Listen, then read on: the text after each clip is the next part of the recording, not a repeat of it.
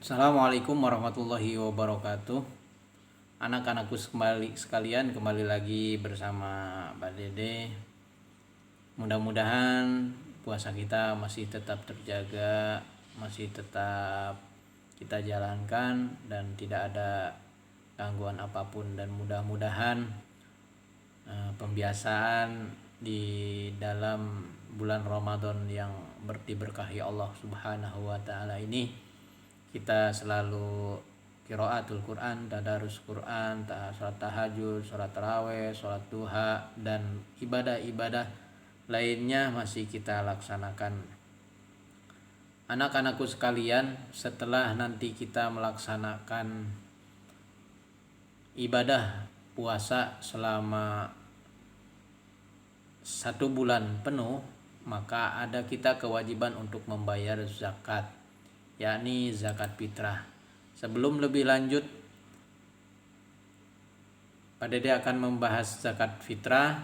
Kita akan ketahui dulu dasarnya kenapa kita harus melaksanakan zakat fitrah.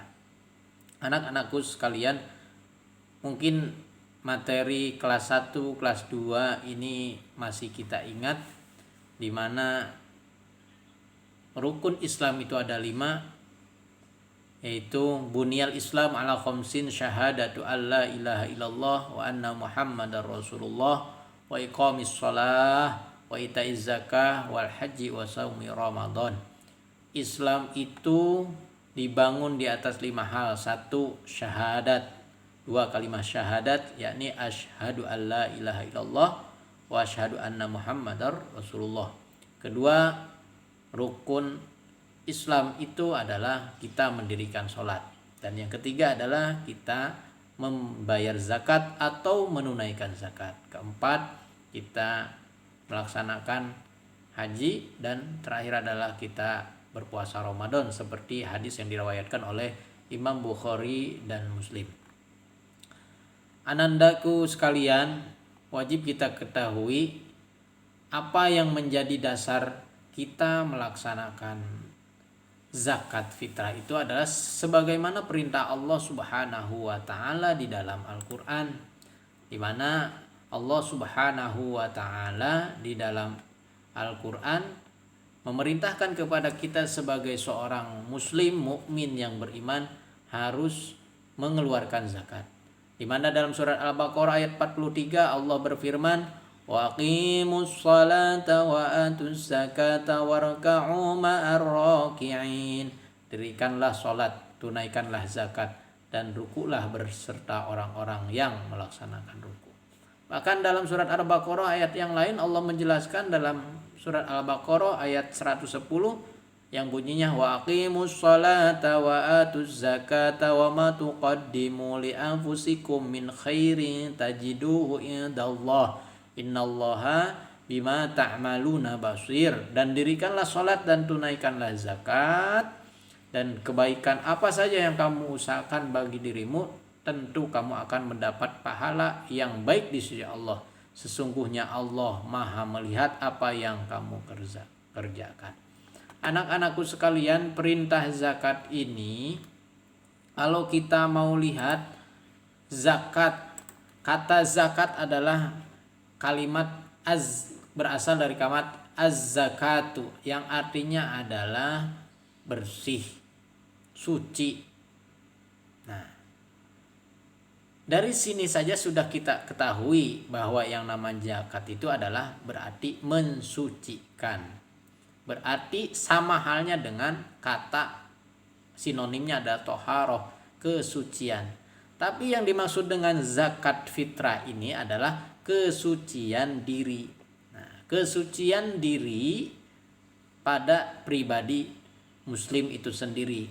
Bagi seorang anak yang belum baligh itu tidak ada kewajiban membayar zakat untuk pribadinya sendiri, tapi kewajibannya berada di pundak atau ada di dalam tanggungan orang tuanya masing-masing. Jadi kewajiban yang mengeluarkan zakat bagi orang muslim itu adalah ketentuannya yang sudah akil baligh. Adapun buat anak-anak, ketentuan zakat fitrah itu wajib dikeluarkan zakat fitrahnya, tapi bukan pribadinya yang mengeluarkan, tapi orang tuanya. Anak-anakku sekalian, yang dimaksud dengan zakat fitrah di sini adalah zakat kita untuk membersihkan diri kita dari berbagai macam dosa, baik yang disengaja ataupun yang tidak disengaja. Zakat fitrah itu wajib dikeluarkan oleh semua muslim setahun sekali pada saat menuju hari raya Idul Fitri. Nah, zakat fitrah ini boleh tidak, kalau ada pertanyaan gini, dibayarkan kita sudah melaksanakan puasa, misalkan sekarang sudah 6 hari, tapi saya sudah ada rezekinya mau bayar zakat, boleh-boleh saja. Tapi keutamaan membayar zakat adalah sebelum kita menunaikan sholat Idul Fitri. Itu keutamaan kita membayar zakat fitrah. Jadi anak-anakku sekalian, zakat itu secara bahasa artinya kesucian. Tapi kalau secara syariat adalah kesucian diri kita, mengeluarkan zakat itu tujuannya adalah mensucikan diri kita dari berbagai macam dosa. Nah, ini yang dimaksud dengan zakat fitrah.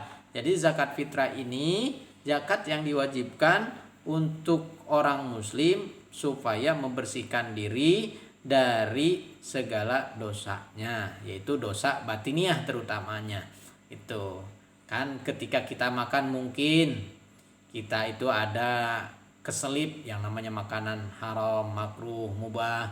Nah, caranya membersihkan adalah dengan kita memberikan zakat kepada yang membutuhkannya. Anak-anakku sekalian, jangan lupa zakat tidak sembarangan diberikan kepada orang yang membutuhkan. Tidak.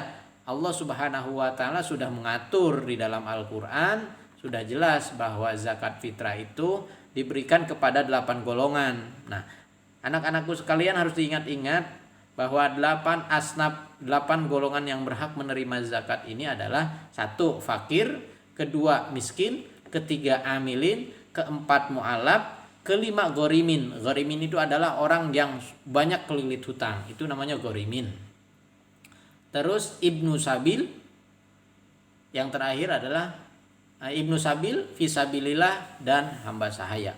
Jadi sekali lagi anak-anakku sekalian, orang yang wajib mendapatkan zakat itu adalah 1. Fakir, 2. Miskin, 3. Amilin, 4. Mu'alaf, 5. Gharimin, 6. Ibnu Sabil, 7. Sabilillah, dan yang terakhir adalah hamba sahaya.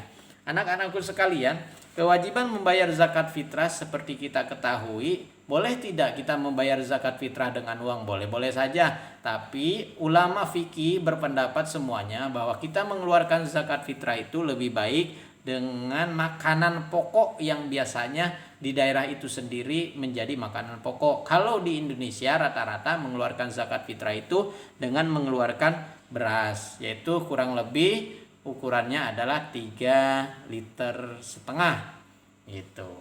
Ya, kalau dihitung-hitung sekarang beras paling bagus.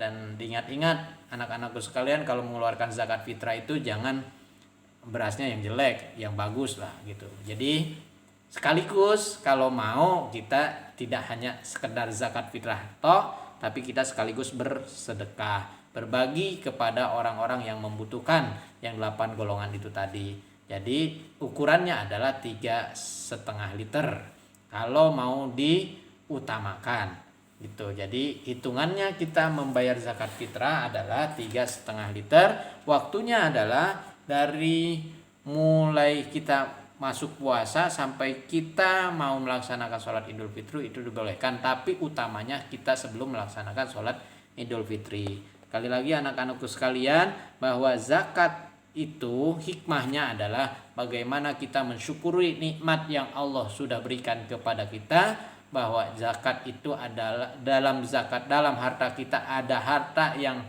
harus dimiliki orang lain, yang harus diberikan kepada orang lain, maka kita harus memberikan zakat dan sedekahnya. Jadi bentuk rasa syukur kita kepada Allah Subhanahu wa taala akan rezeki yang Allah berikan kepada kita, kita harus mengeluarkan zakatnya dan sedekahnya, infak sedekahnya. Jadi mudah-mudahan ketika sudah kita bersyukur seperti janji Allah, la in syakartum la zidannakum wa la in kafartum inna adzabi lasadin. Kalau kita mau bersyukur, insya Allah rezeki kita akan Allah tambahkan. Kalau kita kufur akan nikmat Allah, tunggu adab Allah itu sangat pedih. Anak-anakku sekalian, mudah-mudahan penjelasan singkat ini untuk zakat ini bermanfaat. Sekali lagi anak-anakku sekalian, jangan lupa nanti ketika mengeluarkan zakatnya, niatnya jangan lupa nawaitu an ukhriza zakatal fitri an nafsi. Saya berniat mengeluarkan zakat fitrah untuk diri saya fardhon lillahi ta'ala gitu. Nawaitu an ukhriza zakatal fitri an nafsi fardhon lillahi ta'ala. Itu niatnya. Jadi sekali lagi anak-anakku sekalian, jangan lupa untuk mengeluarkan zakat fitrahnya dan dibagikan atau diberikan zakat tersebut dan sedekah tersebut kepada asnaf golongan yang masuk dalam kategori yang sudah ditentukan oleh para ulama dan yang sudah ditentukan oleh Al-Quran, yaitu fakir, miskin, mu'alaf, gharimin, amil, ibnu sabil, fisabilillah, dan hamba sahaya. Kurang dan lebihnya dari Pak Guru segitu aja. Terima kasih. Wassalamualaikum warahmatullahi wabarakatuh.